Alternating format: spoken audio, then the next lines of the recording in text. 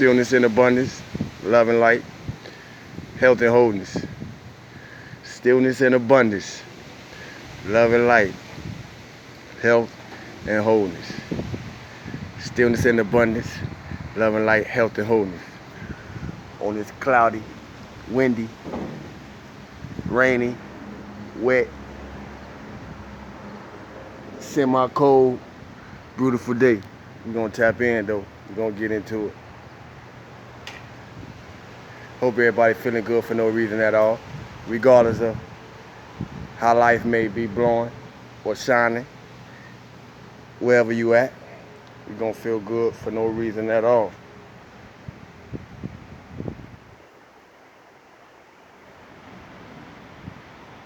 Welcome y'all to a clear, clean,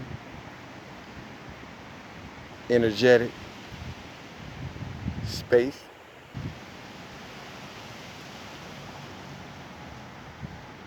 It's good to be here.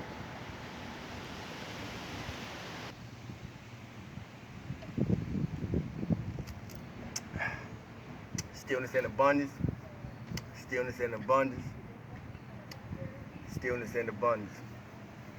Love and light from the innermost part of your being to your external environment.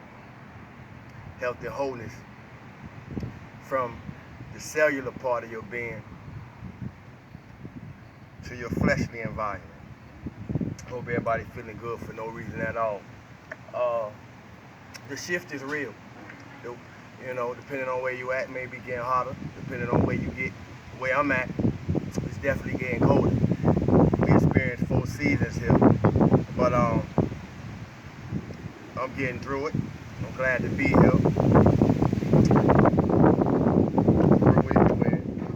I just stopped through after a brief hiatus to drop a few provoking thoughts. See how we moving in the conscious, that is collective.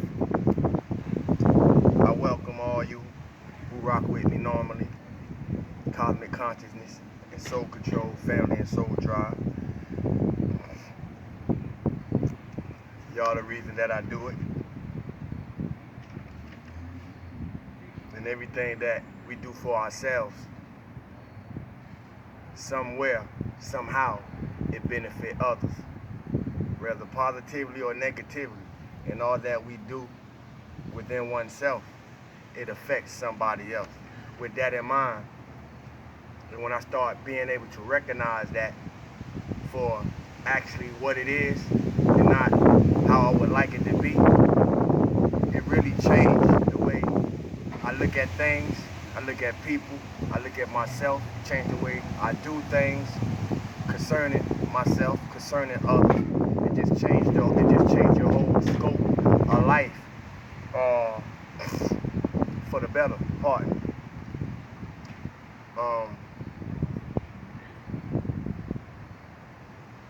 We are nothing without each other.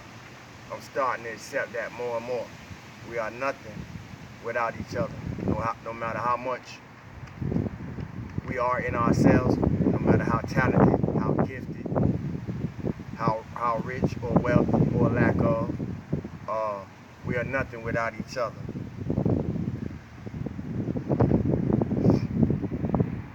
And if you can't conquer the world with the devil on your side, because there ain't no way he can be real for you, then that means we must conquer the devils in ourselves.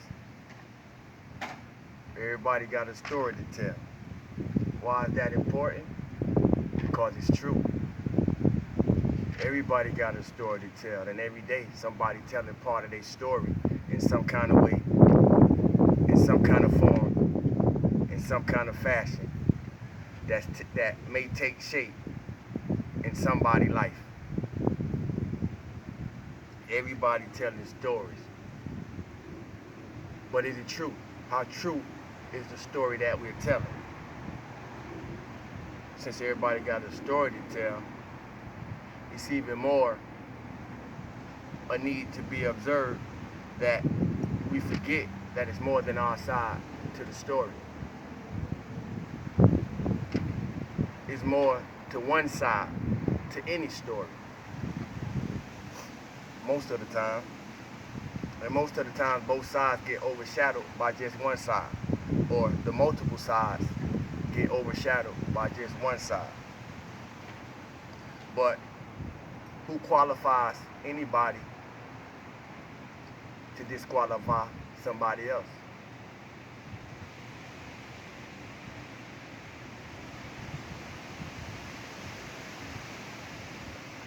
If you feel like you was a black sheep, that probably will resonate with you.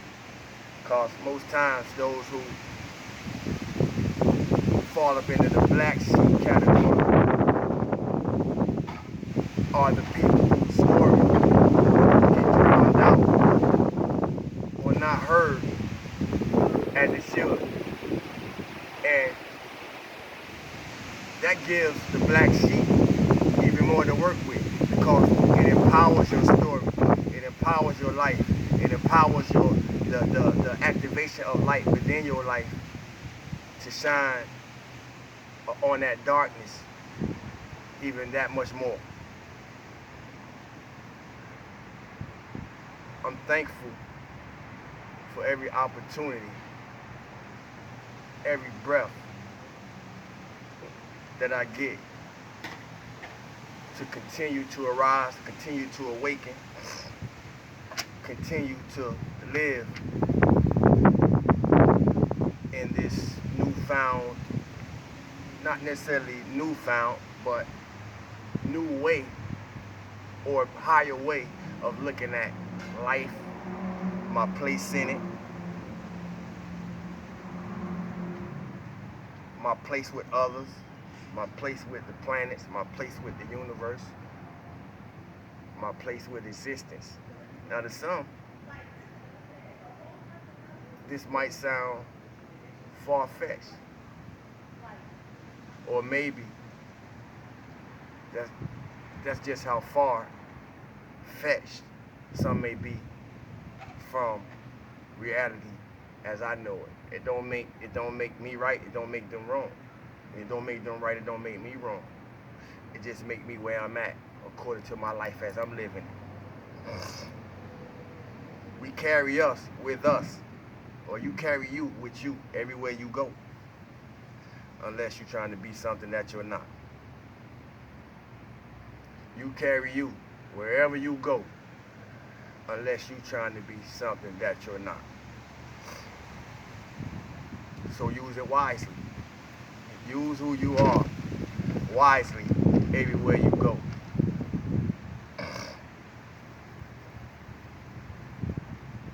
And sometimes, like now, is a good time to start maybe creating a little open space to just perhaps take a moment, take an opportunity to look at yourself through somebody else's eyes, just to see if maybe you're missing something.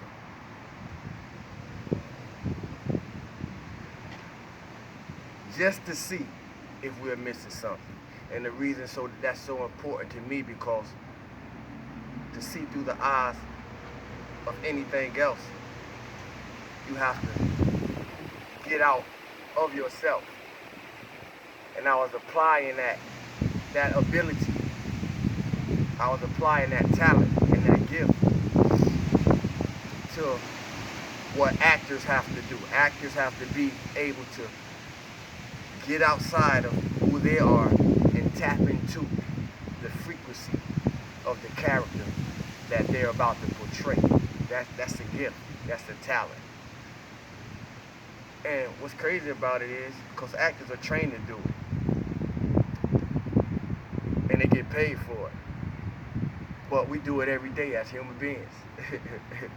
We all play a part on this stage that we own. So we are all actors to some extent or another. But what parts are we really acting out? And what is the act really saying about the actor? You with you every day unless you think you're someone else.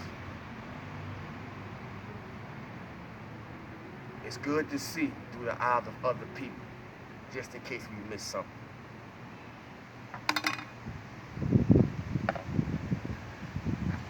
so profound about that is that nothing else, and what I mean by nothing else, if it's not a human being, nothing else sees on the planet the way that we as human beings see. Bees see a whole different way than we see. The light. Snakes see a whole nother way than we see. Through smell. Owls able to turn their whole head around. It's C360 to some degree or another. But y'all get the point of where I'm going. Nothing else on the planet sees the way we as human beings see things. With that in mind, if you came back as something else, how do you think that experience would be for you? And more so, what would you come back to be if not human? They say we come back like we left, energetically speaking, according to the experiences, the lessons mastered and learned, according to the lifetime we presently in before the transition. They say we come back as we left, but what if you came back as something else? What if, while you was here, you paid little regard to everything else that had life in it? Something to think about. I wouldn't want to come back and be something that I didn't do right by while I was here in this lifetime. I don't know who I'm talking to, but it may resonate with somebody. Energetic, they say, come back like we left. What are you doing with your lifetime while you here? I'm gonna burn myself up out here. Come back like we left. What are we doing with the time that we have now? What are we doing with the time that we have left while we here? It's important to me because I'm with me every day. So, by me being with me every day, by you being with you every day, you don't get a chance, you don't get an opportunity to see the impact that you may have on other people's lives. I know at least myself, I don't. I hardly ever see the impact I have on other people's lives until somebody else comes tell me about it. What are they saying about you? What type of contribution are you to yourself? What type of contribution are you to other people? It's not all about us. It's not all about what we can get out the deal. What type of contribution are you to others?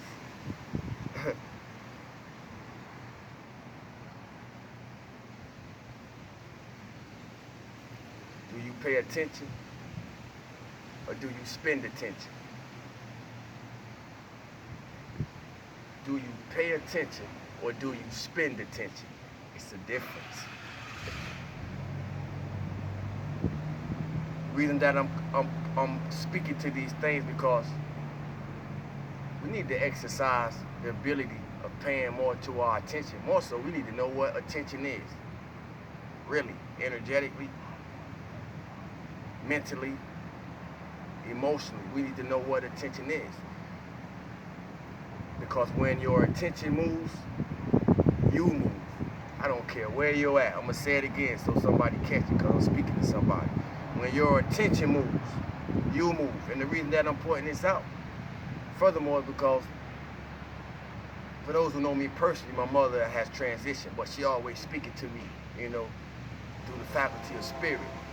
And one of the things that she used to say to me often was, boy, you don't know how to sit still.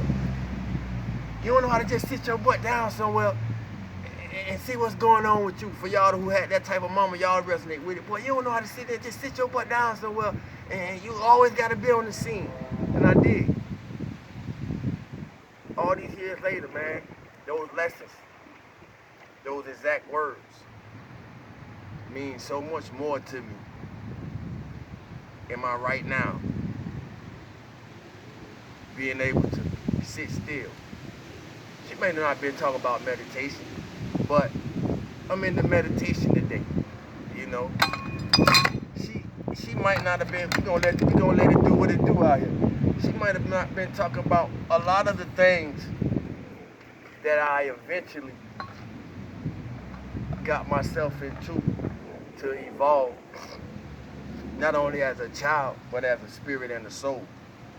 You know, I attributed to the impact that my mother had on my life.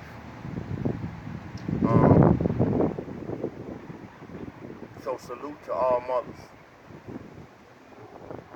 If you're here and your mother is living, man, call your mom and tell her you love her, regardless of what y'all going through.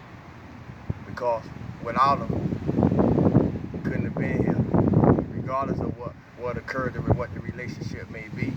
You know, salute, honor your mother, honor your parents in general while they're here. Because the time gonna come when you're gonna wish you had the opportunity to tell them all the things that you didn't tell them while they was right here with you. Feel good for no reason at all. Feel good for no reason at all. Stay true to the highest version of your authentic self. Move in love and light. Wholeness and health. Stillness and abundance. And remember, love always wins, family. We out. Peace.